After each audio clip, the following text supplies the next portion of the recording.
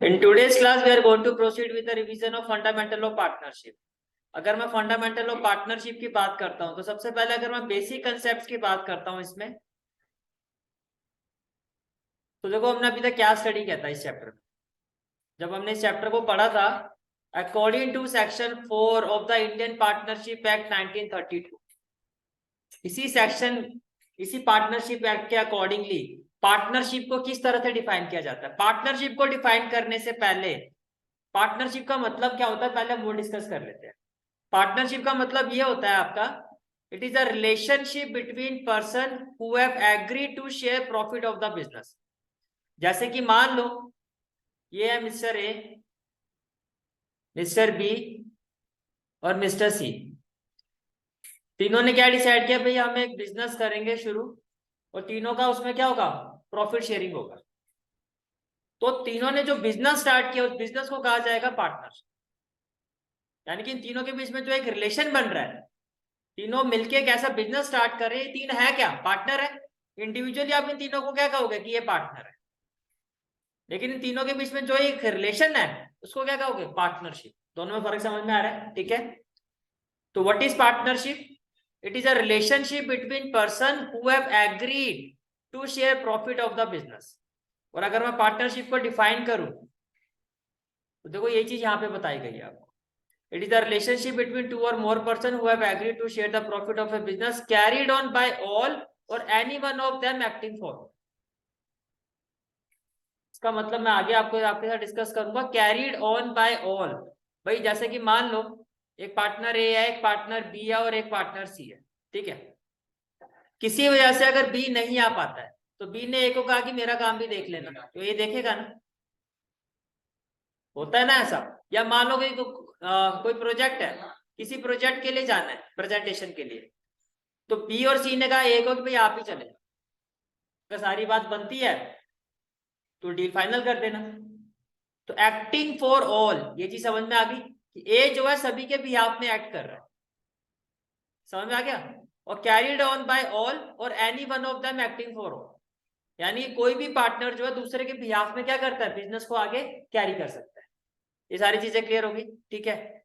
और पार्टनर क्या होता है, इंडिविजुअली आप जो भी पार्टनरशिप में हम पर्संस की बात करें, इंडिविजुअली इनको क्या कहा जाता है, पार्टनर। ये क्लियर, ठीक है। इसके बाद फिर नेक्स्ट कंसेप्ट जो हमने स्टडी किया था वो आता है features of partnership. Features of partnership, सबसे पहला फीचर क्या है, मिनिमम कितने होने चाहिए पार्टनरशिप के लिए, पार्टनर दो।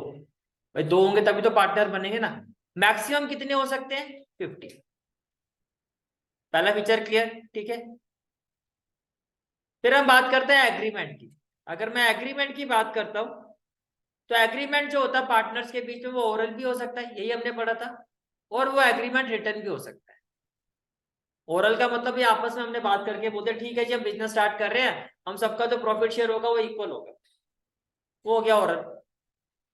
रिटर्न का मतलब जो भी हम बात कर रहे हैं उसको प्रॉपरली लीगल डॉक्यूमेंट्स में सारी चीजों को हमने लिखा है, उसमें हमारे साइन है, सारी चीजें, वो एक प्रूफ हो गया। तो आइडियली क्या होना चाहिए, रिटर्न।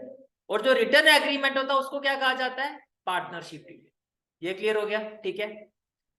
फिर आपका आता है थर्ड फीचर। थर्ड फीचर क्या कहता है, existence of business and profit motive.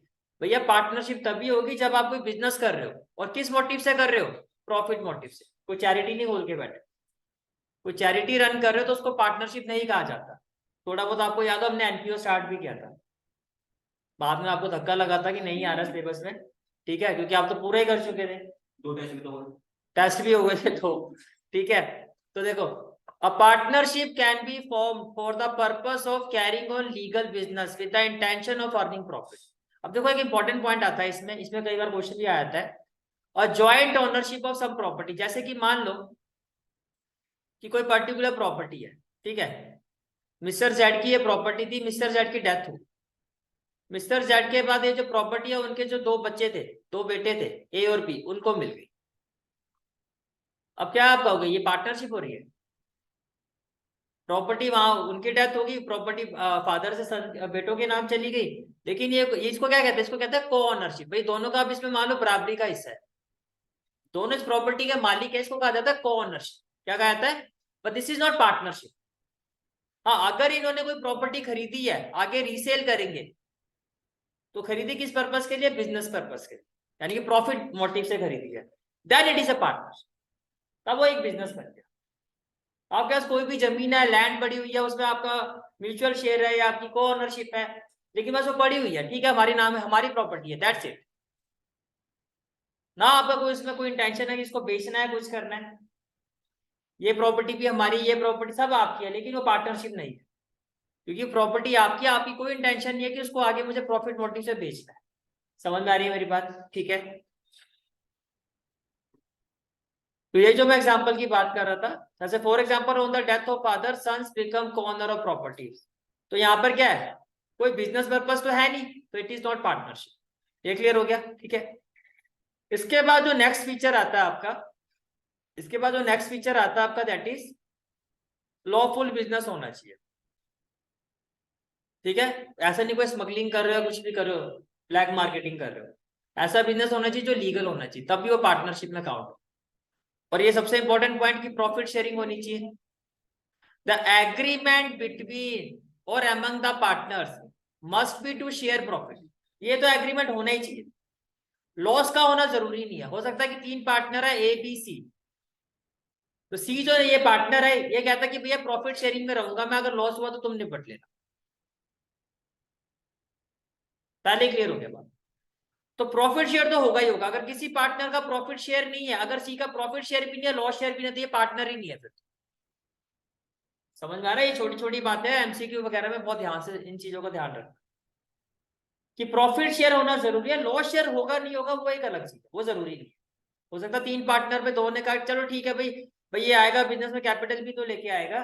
मान लो कैपिटल लेके आ रहा है 50 लाख, आपकी आंखें फटी की फटी रह गई, तुम्हारी खुद की इन्वेस्टमेंट 10-10 15-15 लाख की, अब तीसरा पार्टनर, लेकिन वो कह रहा है कि सिर्फ प्रॉफिट शेयर होगा मेरा, लॉस में मेरी कोई भागीदारी नहीं होगी। 50 लाख भी तो लेके आ रहा है, कौन मना करेगा? हाँ जी ठीक है आ जाओ, उसको तो आपको ही पैसों की जरूरत है। और ऐसा तो होगा नहीं 50 लाख लेके आएगा कुछ ही नहीं चाहिए मुझे, फिर तो थोड़ा दिमाग का इलाज करवाना पड़ेगा। अब नॉर्मल माइंड समझ में आ रहा है? तो एग्रीमेंट बिटवीन और among the partner must be to share profit and losses of the business. ठीक है, it is not essential that all partner must share losses, ये क्लियर हो गया पॉइंट? ठीक है, उसके फिर आता है business can be carried on by all or any of the partner acting for all mutual agency, जो अभी बताया था कि business of the partnership can be carried on by all the partner or by any one of them acting for all. जैसे कि मैंने कहा कि आप किसी प्रोजेक्ट की प्रेजेंटेशन के लिए जा रहे हो, एक ही पार्टनर को आपने भेज दिया, ठीक है। In other words partners are agent as well as principal, वो एजेंट भी होते हैं, बॉस भी होते हैं एक दूसरे के, और एक दूसरे के क्या होते हैं, समझ में आ गया? ठीक है, एज एन एजेंट ही represent other partner and thereby binds them through his acts as a principal is bound by the act of other parts। ये क्लियर होगी सारी चीजें? ठीक है, फिर इसके बाद जो नेक्स्ट कंसेप्ट हमने पढ़ा था इस चैप्टर में, वो आता है आपका इंपॉर्टेंस ऑफ पार्टनरशिप डीड। तो क्या होता है पार्टनरशिप डीड? सबसे पहली बात तो एक लीगल डॉक्यूमेंट होता है। ये क्या डिफाइन करता है? रिलेशनशिप अमंग द पार्टनर, कि किस तरह का रिलेशन है, मीन्स अगर इनका प्रॉफिट शेयरिंग रेशियो किस रेशियो में डिवाइड होगा। अगर कोई वर्किंग पार्टनर है, क्या उसको सैलरी दी जाएगी? पार्टनर ने जो कैपिटल इन्वेस्टमेंट कर रखी है उस पर सैलरी इंटरेस्ट ऑन कैपिटल मिलेगा या नहीं मिलेगा? मिलेगा तो कितना मिलेगा? ये सब कुछ इसमें मेंशन होता है। It is important to have written partnership deed, और पार्टनरशिप डीड कैसे होनी चाहिए? रिटर्न होनी चाहिए, so that dispute do not arise. In case they still arise they can be resolve on the basis of partnership deed. कोई issue हो भी जाता है, मान लो आपका जो इंटरेस्ट ऑन कैपिटल है आपका पार्टनरशिप डीड में था 10% मिलेगा, आपको दिया ही नहीं, तो आप इसमें उनके अगेंस्ट क्या कर सकते हो? लीगल केस भी फाइल कर सकते हो, क्योंकि you have got the partnership deed, लेकिन डीड ही नहीं है, और आप वहां पे जाके मैजिस्ट्रेट के आगे ये कह दो कि सर हमारी बात हुई थी जी, तो इसको कौन मानता है? बात को तो कोई नहीं मानेगा, लेकिन हाँ अगर रिटर्न डॉक्यूमेंट है, डीड है, तो दिखाओ, तो एक प्रूफ है, क्योंकि उसमें उनके भी साइन है और आपके भी साइन। फिर एक क्वेश्चन आता है, it is essential to have a partnership deed, तो भैया आंसर तो इसका होगा नो, गलती से यस मत करके आ जाओ, एसेंशियल तो नहीं है पर होनी चाहिए। समझ में आ गया? अगर ये क्वेश्चन एग्जाम में पूछा जाता है आपसे कि क्या ये जरूरी है कि पार्टनरशिप डीड हो, तो आपको it is not essential but is desirable to have a partnership deed, but ideally partnership deed business में होना जरूरी है ताकि जो बिजनेस के डिस्प्यूट्स है उनसे आप बच पाओ, और अगर हो भी जाए तो you have got the legal documents with you. समझ में आ गया? ठीक है।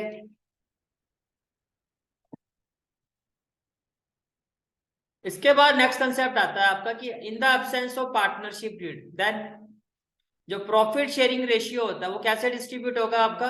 इक्वल। अगर पार्टनरशिप डीड नहीं है तो इक्वल ही होगा। डजंट मैटर आपकी कैपिटल इन्वेस्टमेंट कितनी ज्यादा है, उससे कोई फर्क नहीं पड़ता। इंटरेस्ट ऑन कैपिटल मिलेगा? No, no interest on capital. Interest on drawing मिले आपको फर्म को देना पड़ेगा? नो। सैलरी और कमीशन किसी पार्टनर को मिलेगी? Not allowed. Interest on loan, अगर पार्टनर को लोन देता है उस पर उसको इंटरेस्ट मिलेगा और वो भी फिक्स रहेगा। कितना? 6% पर एनम। पर एनम का पता ना क्या कंसेप्ट होता है? पर एनम है तो टाइम पीरियड का कंसेप्ट हम लेके चलते हैं, पर एनम नहीं है फिर टाइम पीरियड नहीं लगाया जाता। ये क्लियर है सबको? ठीक है। इसके बाद जो नेक्स्ट कंसेप्ट आता है आपका that is P and L appropriation account. क्या आता है? P and L appropriation account. तो P and L appropriation account का सबसे पहला स्टेप क्या होता है? फर्स्ट स्टेप ये होता है कि पी एंड एल अकाउंट से जो आपका नेट प्रॉफिट होता है, भाई नेट प्रॉफिट किस साइड में होगा? डेबिट साइड में निकलता है। और अगर नेट लॉस होगा, नेट लॉस, तो वो किस साइड में आता है? पी एंड एल अकाउंट में क्रेडिट साइड में आता है। ये मानते हो? ठीक है। अगर नेट प्रॉफिट होगा तो P and L appropriation account की क्रेडिट साइड में शिफ्ट हो जाएगा, और अगर नेट लॉस होगा तो पी एंड एल अप्रोप्रिएशन की डेबिट साइड में आ जाएगा। पहले बताओ ये चीज क्लियर है? ठीक है। अप्रोप्रिएशन, अप्रोप्रिएशन का मतलब जो फर्म प्रॉफिट में से, वंस फर्म हैज प्रॉफिट, तो उस प्रॉफिट में से फर्म जो पार्टनर्स को देते हैं उसको एप्रोप्रिएशन कहा जाता है। मैं एक सेंटेंस बोल रहा हूं, उसको ध्यान से सुनो। अगर फर्म के पास प्रॉफिट है देन फर्म विल एप्रोप्रिएट। अगर है तो एप्रोप्रिएशन का मतलब ये होता है, एप्रोप्रिएशन का मतलब भैया ये प्रॉफिट, सारे खर्चे खुर्चे करने के बाद ये प्रॉफिट आया। अब पार्टनर्स में डीड है तो डीड में जो जो चीजें मेंशन है पार्टनर्स को हम देंगे। तो क्या क्या चीजें दी जाती है? वो इंटरेस्ट ऑन कैपिटल। तो जो भी फर्म पार्टनर को देती है, जो भी फर्म पार्टनर को देगी वो किस साइड में दिया जाएगा? डेबिट साइड में। जैसे कि इंटरेस्ट ऑन कैपिटल, या पार्टनर को फर्म क्या देती है? सैलरी, या पार्टनर को फर्म और क्या देगी? कमीशन। तो ये जितना भी यहां से लेके यहां तक अगर मैं बात करूं, ये सारे के सारे क्या होते हैं? ये अप्रोप्रिएशन है। ये समझ में आ रहा है? जो फर्म किसको देती है? पार्टनर को देती है। अच्छा, फर्म जो है पार्टनर से लेती क्या है? ये फर्म पार्टनर को दे रही है, देना। फर्म ने पार्टनर को दिया, फर्म पार्टनर से क्या रिसीव करती है? पार्टनर से फर्म रिसीव क्या करती है? इंटरेस्ट और ड्रॉइंग। फर्म एक ही चीज रिसीव करेगी P and L appropriation account में, वो होता है इंटरेस्ट और ड्रॉइंग। और वो कौन सी साइड में शो होता है? क्रेडिट साइड में। बिकॉज फर्म अगर कुछ रिसीव कर रही है तो वो क्रेडिट साइड में शो होगा, और फर्म जो पार्टनर को अप्रोप्रिएशन दे रही है वो कहां पर शो होगा? डेबिट साइड में। इसके अलावा समटाइम्स क्या होता है, फर्म अपने लिए रिजर्व रखते हैं, वो भी आउट ऑफ प्रॉफिट ही रखे जाते हैं। समझ में आ गया? ठीक है। इसके बाद देखो, अगर क्रेडिट साइड ज्यादा आ रही है तो बैलेंस यहां ट्रांसफर होगा, तो उसको क्या कहा जाएगा? प्रॉफिट। तो जो भी रेशियो डीड में मेंशन होगा उस रेशियो में सभी की कैपिटल क्रेडिट हो जाएगी, यानी कि कैपिटल में ट्रांसफर हो जाएगा। लेकिन अगर डेबिट साइड का टोटल ज्यादा आ रहा है, अगर डेबिट साइड का टोटल ज्यादा आ रहा है तो बैलेंस यहां ट्रांसफर होगा, और यहां ट्रांसफर होगा तो उसको क्या कहा जाएगा? लॉस। क्या कहा जाएगा? लॉस। यहां तक सारी चीजें क्लियर है? ठीक है। अब क्वेश्चन जो आता है आपका वो किस तरह से आता है? आपको पी एंड एल अप्रोप्रिएशन के साथ साथ क्वेश्चन में आ जाता है कि जर्नल एंट्री बनाओ। क्या बनाओ? Journal entry. तो अगर मैं स्टेप बाय स्टेप आपसे पूछूं, सबसे पहला स्टेप क्या था कि पी एंड एल अकाउंट से P and L appropriation account में क्या ट्रांसफर हुआ? Net profit. स्टेप 1 यही हुआ। ठीक है। तो अगर मैं इसको जर्नल एंट्री में ट्रांसफर करूं तो आप क्या कहोगे? P and L account debited, क्योंकि पी एंड एल अकाउंट की डेबिट साइड से नेट प्रॉफिट ट्रांसफर होता है ना।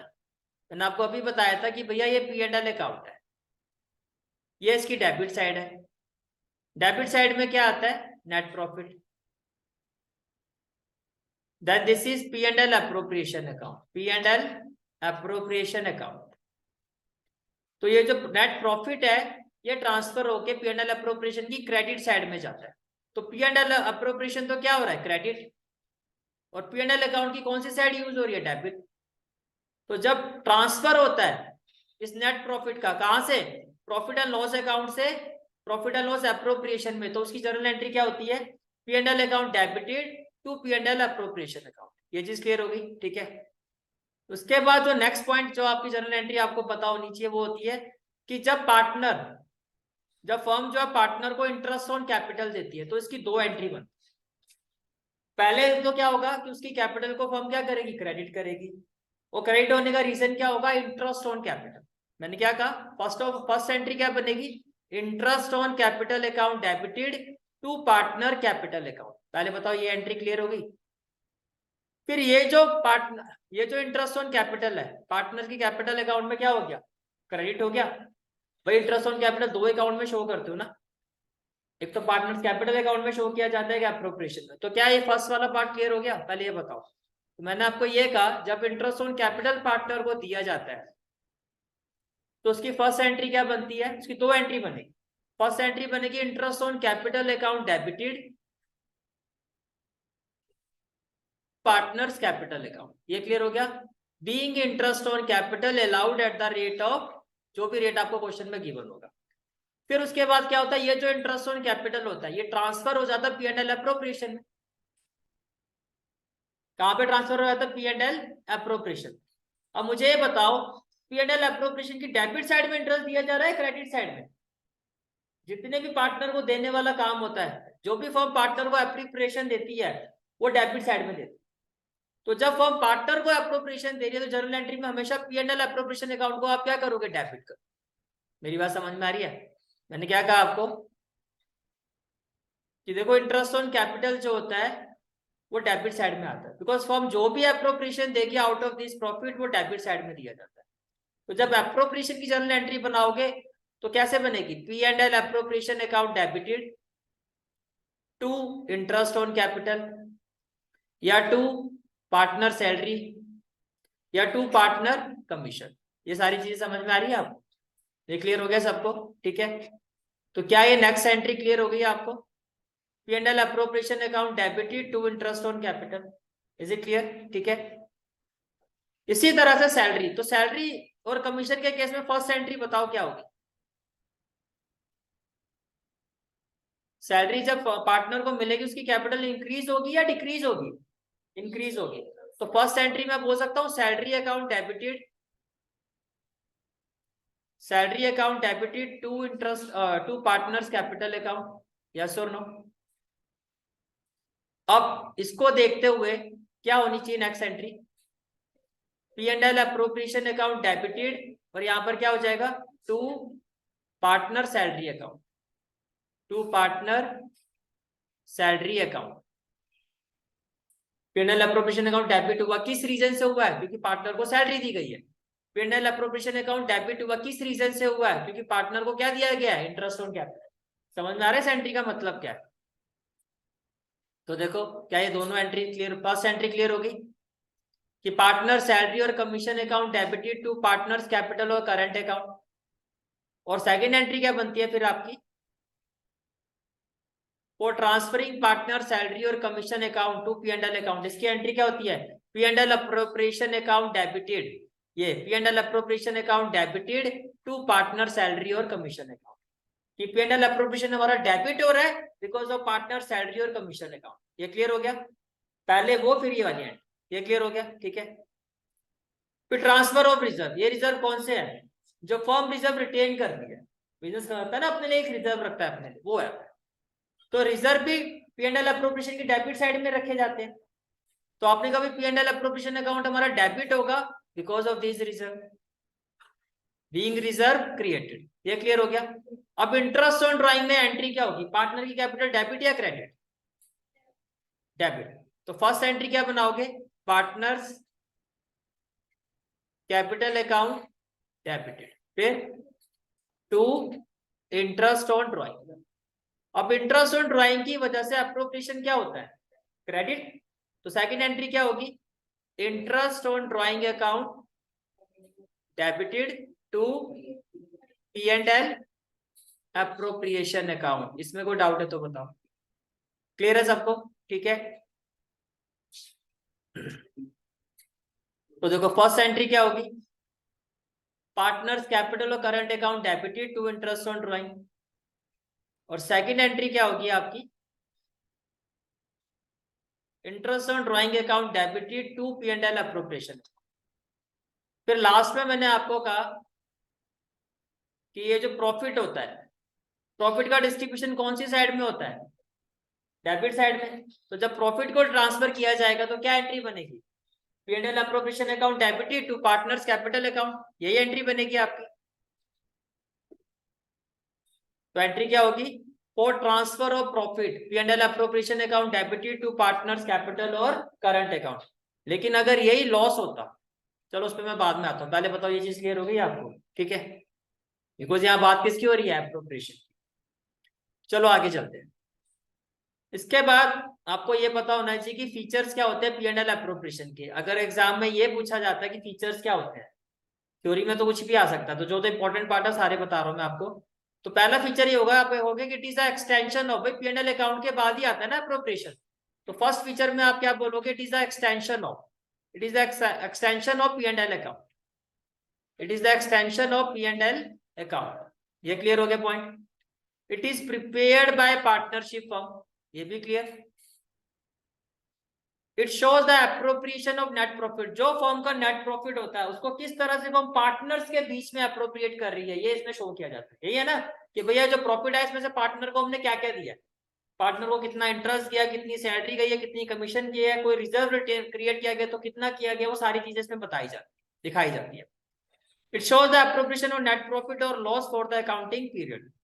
Entries in the account are pass giving effect to the partnership deed, यानी कि ये किसके इफेक्ट पर चलता है, पार्टनरशिप डीड के इफेक्ट। भाई पार्टनरशिप डीड में ये होगा ना इंटरेस्ट ऑन कैपिटल, तभी तो ये बने, वो सारी चीजें होंगी एप्रोप्रिएशन। ये समझ में आ गया। इसके बाद फिर आपको जो नेक्स्ट आपको कंसेप्ट जो आपका प्रिपेयर होना चाहिए theoretical point of view, exam में ये क्वेश्चन आ जाता है कि पी एंड एल अकाउंट और P and L appropriation account में डिफरेंस बताओ। पी एंड एल अकाउंट और P and L appropriation account में क्या बताओ, डिफरेंस। ये क्लियर हो गया? ठीक है। तो सबसे पहला जो मैंने कहा ना, जैसे बड़ी क्लासेस में जो डिफरेंस होता है वो किस तरह से किया जाता है, बेसिस ऑफ प्रिपरेशन। तो बेसिस ऑफ प्रिपरेशन में फर्स्ट हो गया, it is prepared after trading account, ये ट्रेडिंग अकाउंट के बाद बनाया जाता है, ये तो मानते हो। पी&एल अकाउंट भाई आपको 11वीं क्लास में फाइनेंशियल जो आपने अकाउंटिंग की थी, सबसे पहले ट्रेडिंग, फिर पी&एल, और फिर क्या बनता था, बैलेंस शीट। तो यही कहा जा रहा है ये ट्रेडिंग अकाउंट के बाद बनाया जाता है।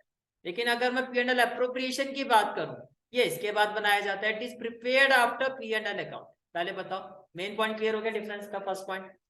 ऑब्जेक्टिव, पी&एल अकाउंट का ऑब्जेक्टिव क्या होता है, it is prepare to determine net profit or net loss, यही निकलता है ना इसमें से।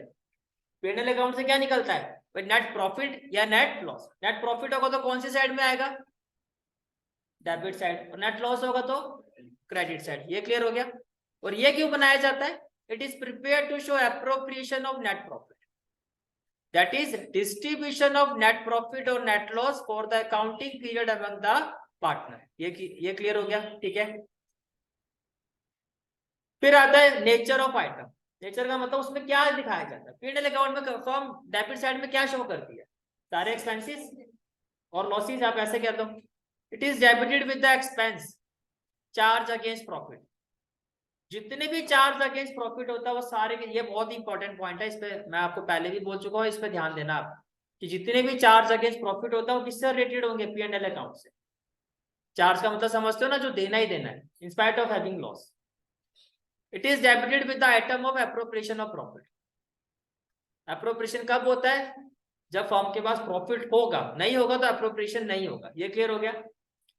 पार्टनरशिप डीड का पी&एल अकाउंट में कोई इफेक्ट होता है, नो। पार्टनरशिप डीड का एप्रोप्रिएशन पे इफेक्ट होता है, yes. It is guided by the partnership deed और एग्री। ये भी क्लियर हो गया? ठीक है। फिर आता है मैचिंग प्रिंसिपल। इसमें हम क्या मैच करके क्या फाइंड करते हैं, देखो, while preparing this account, matching principal क्या होता है, मैचिंग प्रिंसिपल क्या होता है, खर्चे और एक्सपेंडिचर को रिलेट करते, 11वीं क्लास में पढ़ा था आपने principle. Revenue is matched against the expenses, यही होता है इसमें। इसमें कोई मैचिंग वाला काम ही नहीं। तो पार्टनरशिप डीड किस में होती है? एप्रोप्रिएशन में। मैचिंग प्रिंसिपल किस में होता है? पी एंड एल अकाउंट में। चार्ज अगेंस्ट प्रॉफिट किस में जाएंगे? पी एंड एल अकाउंट में। ये छोटी छोटी बातें क्लियर हो गई, ठीक है।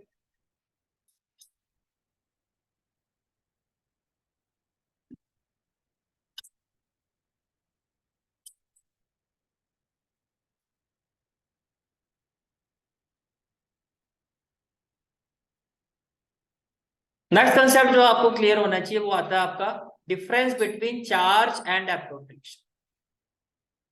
डिफरेंस बिटवीन, जो मैं अभी बार बार आपको बता रहा था, तो आप इसमें चार्ज का मतलब क्या होता है? The word charge indicate any amount which reduces the profit of the firm. For example salary to employees, employees को जो फर्म सैलरी देती, पार्टनर नहीं कह रहा हूं मैं, यहां से सुनना इस चीज को, सैलरी टू एम्प्लॉयज, उससे फर्म का प्रॉफिट कम होगा, is an expense and reduces the profit of the firm, तो ये चार्ज है। तो फिर से रिपीट कर रहा हूं, छोटी छोटी चीजें ध्यान से सुनो, salary to employee not salary to partner. Salary to partner is an appropriation, but salary to employee, भाई एम्प्लॉयज बिना सैलरी के काम करेंगे? नहीं करेंगे ना, वो तो देनी देनी है आपको, चाहे लॉस हो चाहे प्रॉफिट हो, नहीं इससे कोई मतलब नहीं। However, the word appropriation indicates allocation. That is, after earning the profit, after profit होगा तो उसके बाद how such profit are distributed among the partner, that is appropriation. ये सारी कहानी क्लियर, ठीक है। अब एक क्वेश्चन है जो पहले आप लोग ट्राई करो, दिस इज द क्वेश्चन, पहले आप लोग ट्राई करो फिर मैं डिस्कस करूं।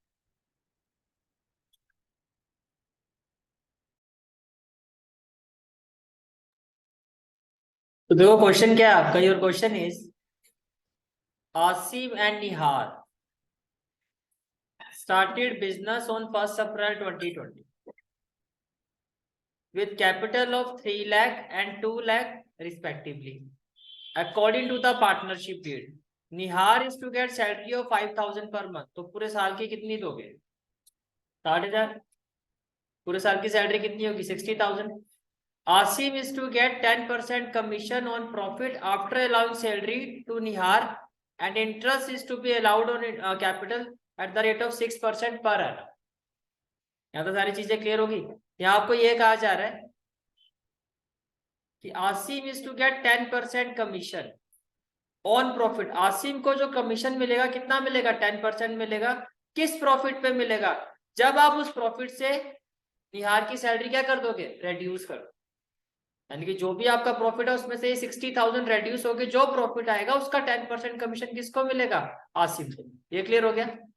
After allowing a salary to Nihar, and interest is to be allowed on capital at the rate of 6% per annum. Profit sharing ratio as per partnership deed, ये भी given आपको 3:2। ये क्लियर हो गया, ठीक है। Asim had given loan of 1 lakh to the firm on 1st April 2020, ठीक है। और बिजनेस भी कब स्टार्ट हुआ? 1st April 2020, यानी कि पूरे साल का इंटरेस्ट ले गए। Interest on loan was agree to be allowed at 8% per annum. Interest on loan कितना मिलेगा? 8% पर एनम। ये भी क्लियर, ठीक है। Nihar was given loan of ₹2 lakh, ₹2 lakh, on which interest was charge 11,000। Manager was to be allowed commission of 3,000। Okay.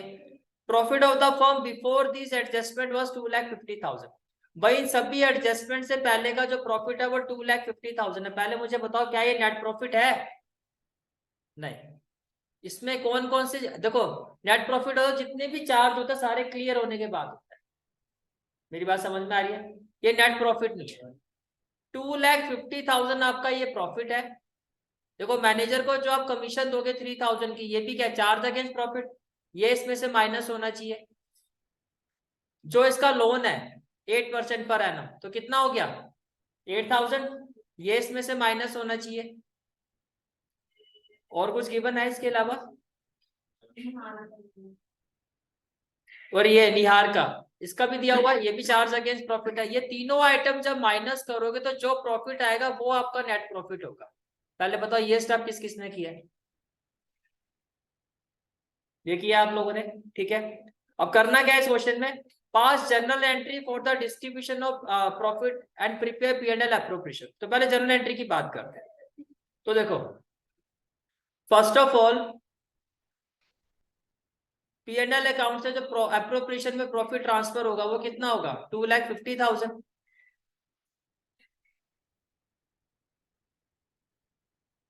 Clear है? ठीक है। Second, निहार की जो सैलरी है, निहार की जो सैलरी है वो कितनी है? 5,000 पर मंथ। तो पूरे साल की कितनी होगी? 60,000। यही होगी। तो सैलरी अकाउंट में सबसे पहली जो एंट्री बनती है, दो एंट्री बनती है ना। पहली एंट्री क्या होती है? निहार सैलरी टू निहार कैपिटल। भाई पहले ये जो सैलरी है उसकी कैपिटल में क्या होगी? क्रेडिट हो जाएगी। समझ में आ गया? इसके बाद जो नेक्स्ट एंट्री होगी वो क्या होगी? समझ में आ गया? फिर P&L एप्रोप्रिएशन अकाउंट को क्या करोगे? डेबिट करोगे। सेकंड एंट्री क्या होगी? P&L appropriation account debited to Nihar salary account. कितना आएगा? 60,000। 60,000 पहले बताओ, ये क्लियर हो गया? तो नेक्स्ट एंट्री जो आपकी बनेगी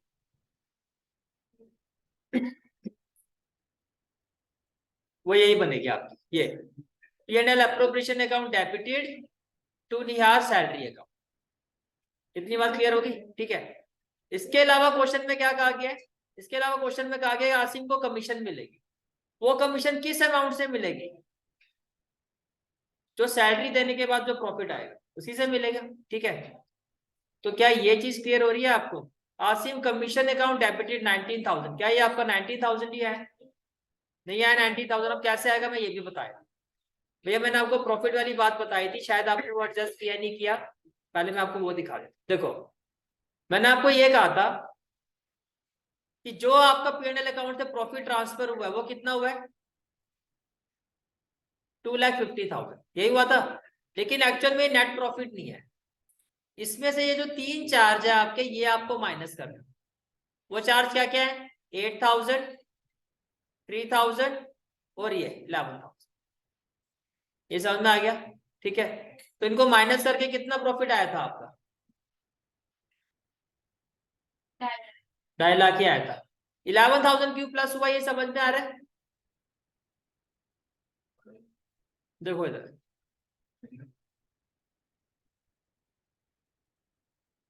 निहार was given loan of 2 lakh. Nihar को फर्म ने लोन दिया है, on which interest was charge 11,000। तो ये तो फर्म रिसीव कर रही है ना।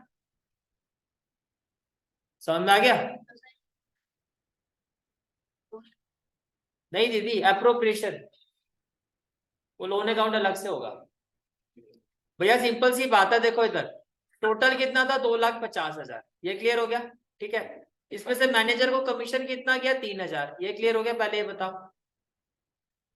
ये क्लियर हो गया? ठीक है। इसके अलावा क्या हुआ? इसके अलावा क्या हुआ? Asim had given loan. अब ये आसिम ने फर्म को लोन दिया है तो फर्म इसको देगी। कितना देगी? 8,000। तो आपने इसको माइनस किया होगा। फिर आपने ये देखा कि Nihar was given loan of 2 lakh on which interest was charge. Nihar को फर्म ने लोन दिया है तो यहाँ तो फर्म के पास पैसा आ रहा है, जो फर्म के पास आ रहा है उसको ऐड कर दो। तो ये भी 11,000, ये भी 11,000, प्लस माइनस कैंसिल होकर लास्ट में कितना रह गया? 2,50,000। यही रीजन था कि जब आपने जर्नल एंट्री की फर्स्ट एंट्री की थी तो यहाँ पे 2,50,000 ही लिखा था। अब समझ में आ गया? इसमें कोई डाउट तो नहीं है? ठीक है, आगे चलते हैं। ठीक है, ये क्लियर हो गया? अब देखो, 2,50,000 से आपने इसको कितना दिया? सैलरी 60,000। अगर 2,50,000 से 60,000 लेस कर दू तो कितना आएगा? 1,90,000। इसमें कोई डाउट? इसमें से आपने जो कमीशन दिया आसिम को वो कितनी दी है? 10%। 1,90,000 का मैं 10% निकालूंगा तो कितनी कमीशन जाएगी? 19,000 से। अब क्लियर हो गया? कोई डाउट? ठीक है,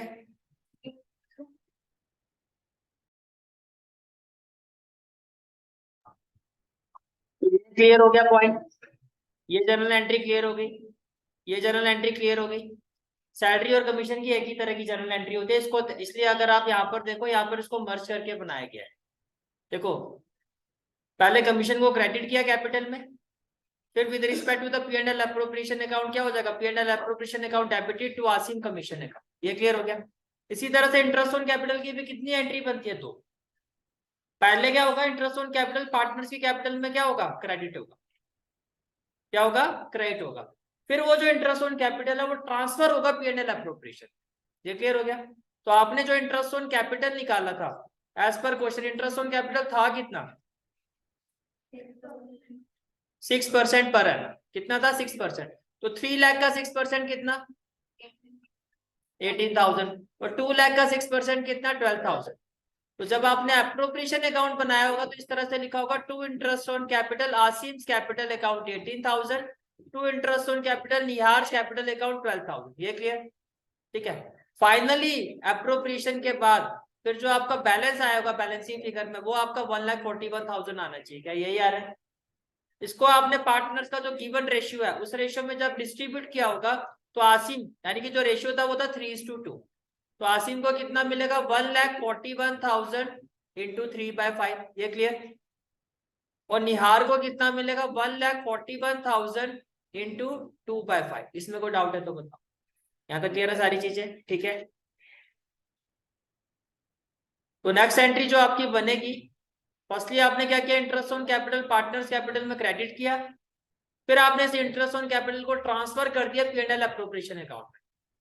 और P and L appropriation account debit होगा जितने भी एप्रोप्रिएशन होते हैं उनको लेके। तो P and L appropriation account debited to interest on capital.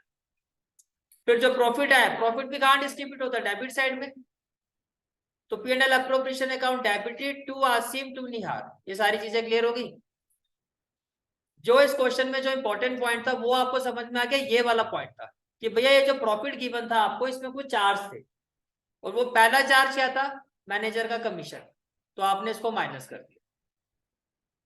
दूसरा चार्ज क्या था, 8% इंटरेस्ट ऑन लोन, ये भी आपने।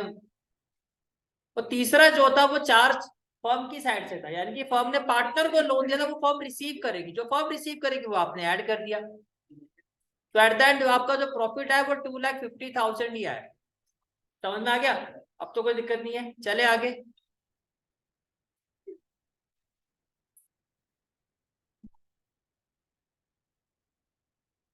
के बाद देखो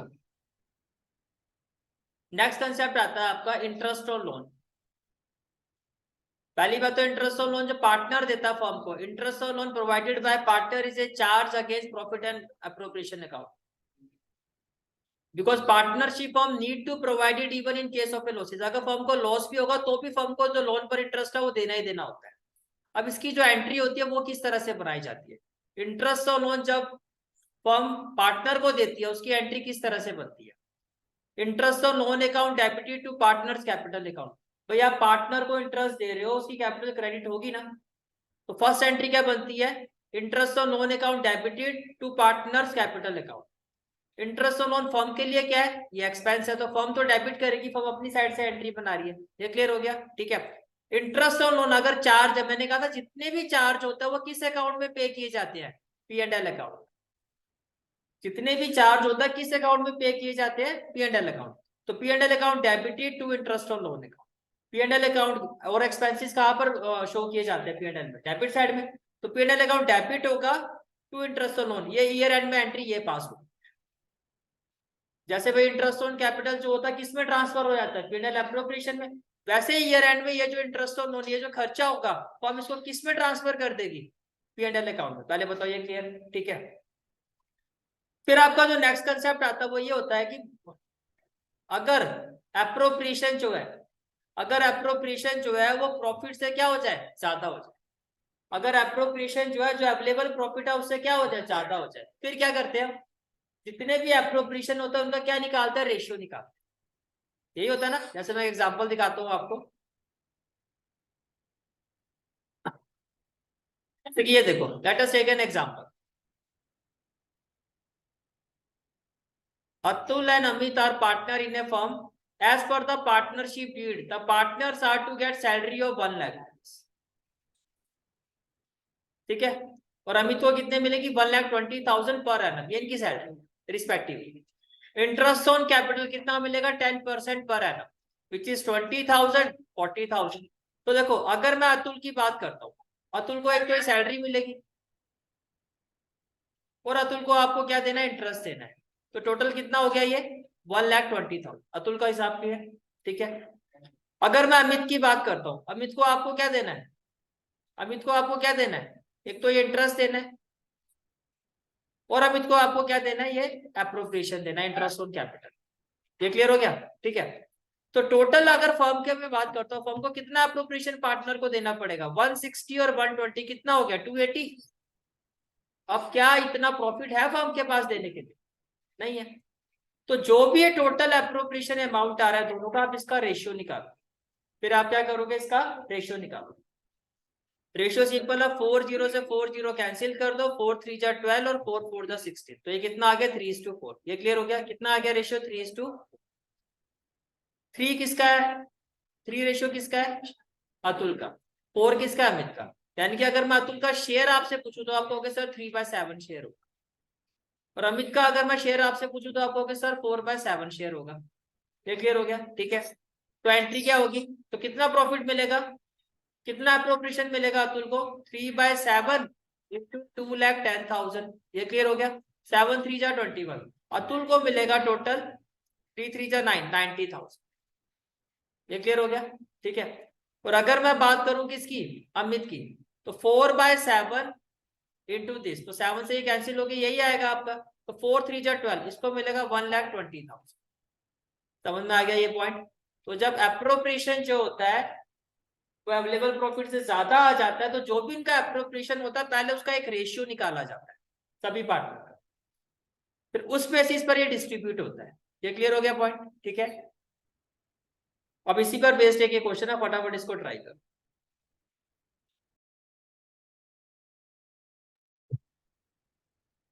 question is Ajay and Vijay are partner sharing profit in the ratio of 3:2। ठीक है, Ajay is a non working partner and contribute 20 lakh as his capital. Vijay is a working partner of the firm. The partnership did provide for interest on capital at the rate of 8% per annum. 8% पर annum। ठीक है, तो 20 लाख वाले को कितना interest मिलेगा, 1,60,000, 1,60,000। ये clear, ये किसको मिलेगा, Ajay. And salary to every working partner at the rate of 8,000 per month, तो 12 8 द 96। तो यहाँ पे बी को विजय को मिलेगा 96,000। तो 1,60 आपको देना है किसको, अजय को, और 96,000 आपको देना है विजय को। तो जब आपने इसका टोटल किया होगा तो ये आपका आया होगा 2,56,000। ये समझ में आ गया। अब फर्म का प्रॉफिट कितना है, बड़ी गरीबी वाली फर्म, 80,000 में प्रॉफिट। बातें कितनी बड़ी बड़ी कर रखी है, इतना परसेंट आपको इधर प्रॉफिट, भाई हो जाता है, बिजनेस है, कभी कभार हो जाता है। ठीक है, अब आपने क्या किया होगा, आपने इनका, आपको ये समझ में आ गया कि भैया जो हमारा एप्रोप्रिएशन है वो प्रॉफिट से क्या आ रहा है, ज्यादा आ रहा है। तो आपने इसका रेशियो निकाला होगा, किसका, 1,60,000 रेशियो 96,000। तो जब आपने रेशियो निकाला होगा 30 से 30, तो यही खत्म हो गया। 16 1 जा 16, 16 6 जा 96, 2 5 जा 10, 2 3 जा 6, तो ये आपका आया होगा 5:3। राइट, अब देखो अगर मैं अजय की बात करता हूँ, तो अजय का जो शेयर है वो है 5/10, तो ये प्रॉफिट में से 5/10 ले लेगा। ये क्लियर, 5/8, 5 + 3 8, 5/8 सॉरी। तो ये प्रॉफिट में से कितना ले लेगा, 50,000।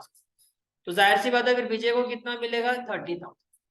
तो जब आप P&L एप्रोप्रिएशन, जब ये डिस्ट्रीब्यूशन शो करोगे प्रॉफिट का, तो कुछ इस तरह से शो करोगे, भाई है तो एप्रोप्रिएशन ही। ठीक है, क्योंकि एप्रोप्रिएशन नहीं होता, चार्ज होता, फिर तो लॉस में भी देना पड़ता। अगर आप एडजस्टमेंट करो तो एप्रोप्रिएशन अकाउंट बनाओगे, यहाँ आप 80 लिखोगे, सारी वर्किंग नोट जो अभी हमने डिस्कस किया वो एज इट इज शो करोगे, ये वाला। ठीक है, फिर ये रेशियो आएगा आपका, फिर आप यहाँ से जो भी वैल्यूएशन आएगी वो आप फिर यहाँ पर शो करो। समझ में आ गया। ठीक है,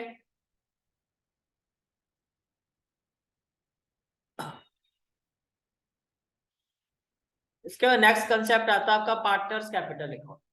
पार्टनर्स कैपिटल अकाउंट की अगर हम बात करते हैं तो ये दो तरह के होते हैं।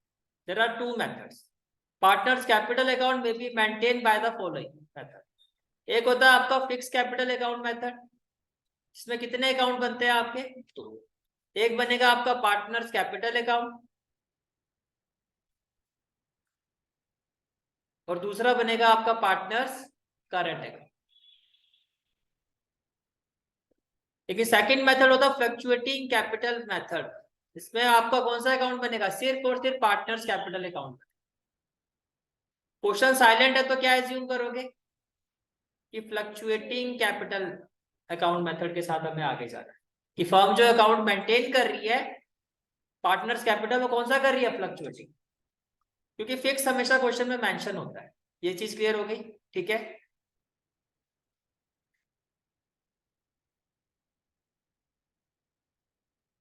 तो देखो जब फिक्स कैपिटल अकाउंट की बात करते हैं, जब हम फिक्स कैपिटल अकाउंट की बात करते हैं तो ये इसका फॉर्मेट होता है। सबसे पहले जो फिक्स कैपिटल है वो कहाँ लिखी जाएगी? क्रेडिट साइड में लिखी जाती है। कैसे लिखोगे आप? By balance PD. ये क्लियर हो गया? बाय बैलेंस पीडी, जो भी पार्टनर्स की कैपिटल है वो सारी आ जाएगी।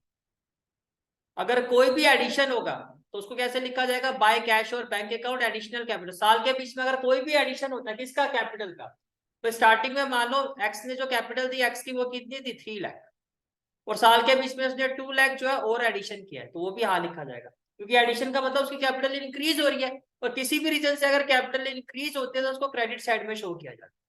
ये समझ में आ गया? ठीक है, उसके बाद अगर मैं डेबिट साइड की बात करूं, अगर मैं डेबिट साइड की बात करता हूं तो इसमें क्या आता है? अगर हम ड्रॉइंग अगेंस्ट कैपिटल करते हैं, इसका नेचर कैसा होता है? परमानेंट।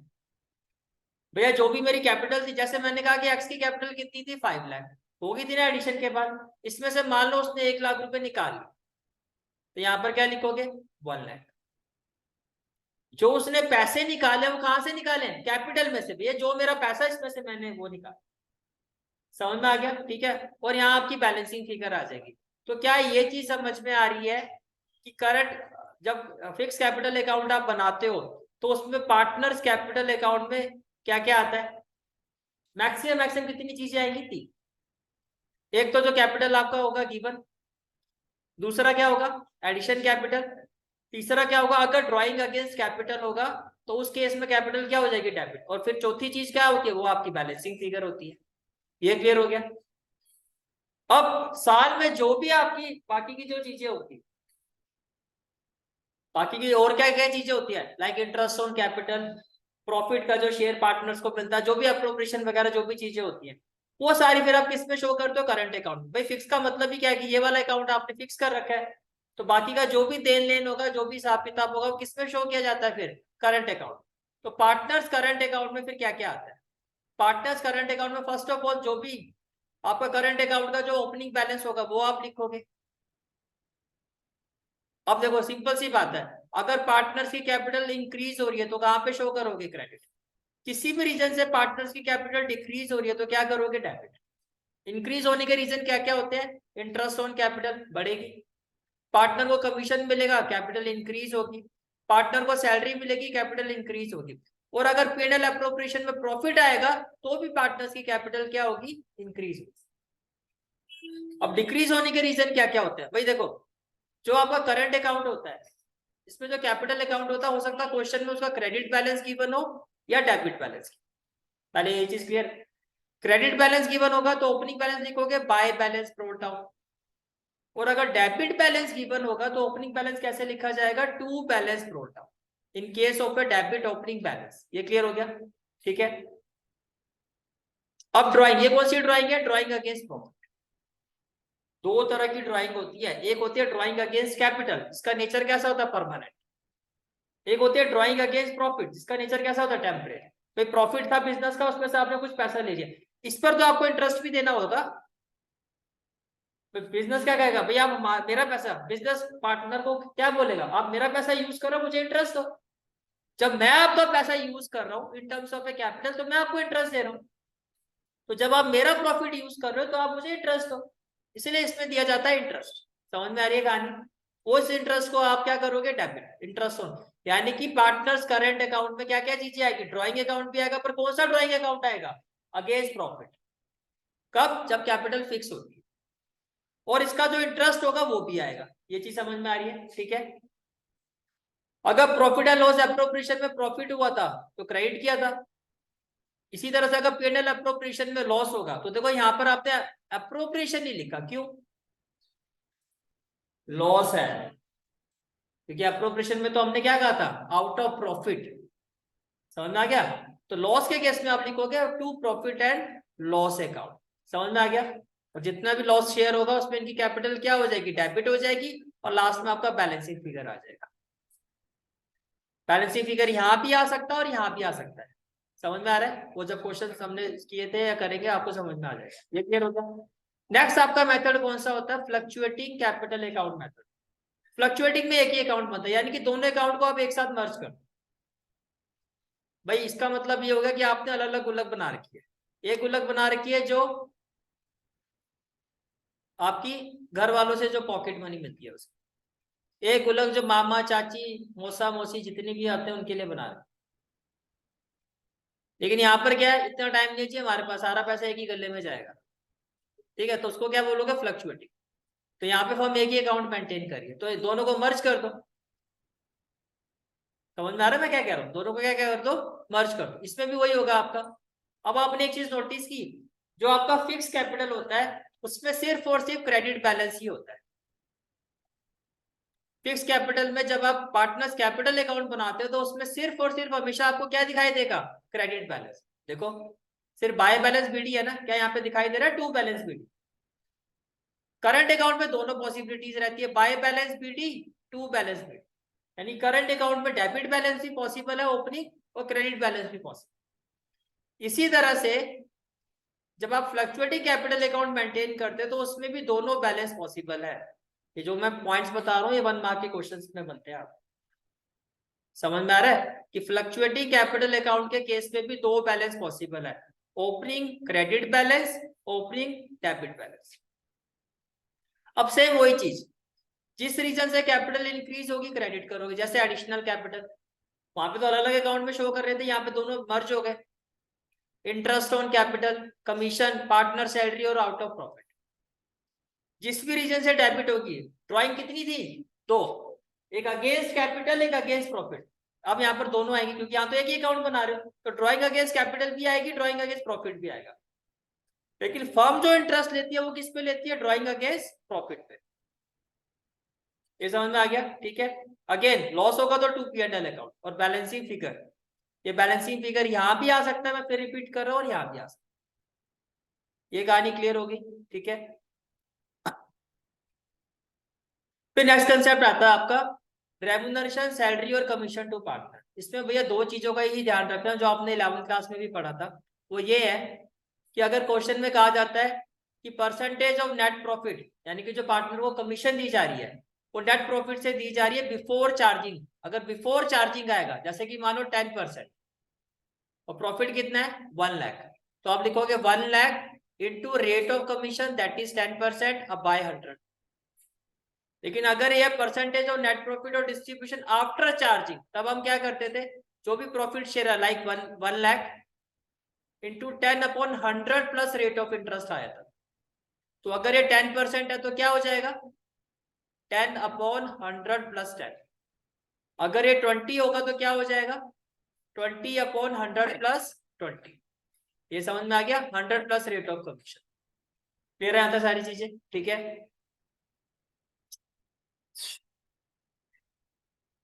इसके बाद नेक्स्ट कंसेप्ट आता है आपका interest on partners capital. Interest on partners capital में इंपॉर्टेंट चीज क्या है कि यह कैलकुलेट किया जाता है ओपनिंग कैपिटल में। और ओपनिंग कैपिटल का फॉर्मूला क्या था भाई, अगर ओपनिंग कैपिटल आपको नहीं गिवन है तो कैसे निकालते थे, क्लोजिंग कैपिटल प्लस ड्राइंग। अब उल्टा जा रहे हो ना, नॉर्मली क्या होता है, देखो नॉर्मली आप क्या करते हो, ओपनिंग कैपिटल होती है